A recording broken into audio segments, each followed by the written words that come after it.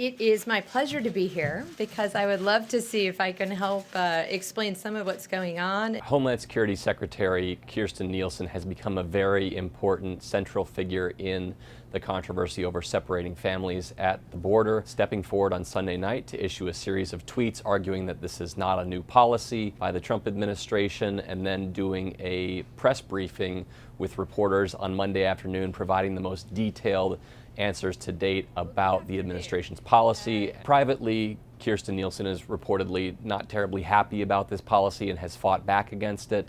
But publicly, she's become the chief defender of this, in part because of her stature as Homeland Security Secretary, but also in part because of her relationship, I would argue, with President Trump. It has been a very strained relationship in recent months as the president has become upset about the amount of illegal immigration. He blames her for this, and at one point last month he berated her privately, talking about how this was her fault. Certain reports indicated that she offered to resign at that point or was considering resigning. It seems like she's very keen to prove her loyalty to the president and try to win his favor by putting forth the most favorable argument that she can for this policy. It's a very strange rhetorical game that the administration is playing. On the one hand, they have certain members of the administration in the White House talking about how this is a new zero-tolerance policy, that families being separated at the border is a symptom of that.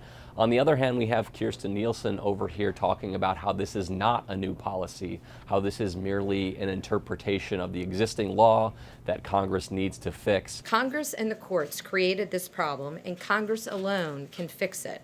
Until then, we will enforce every law we have on the books to defend the sovereignty and security of the United States. That is difficult to swallow because policy is generally an implementation and interpretation of what the laws are, and the Trump administration, the Trump White House, has certainly interpreted this law in a different way than the past administrations. The children are not being used as a pawn. We are trying to protect the children, which is why I'm asking Congress to act. Kirstjen Nielsen emphasized on Monday that this was not being used as a bargaining chip, that these children being separated from their parents was not part of forcing Congress to act. It's clear that members of the White House want to force Congress's hand. They want Congress to act. The question now is, do Democrats basically give in to this tactic that gives the president some of the things he wants on border security?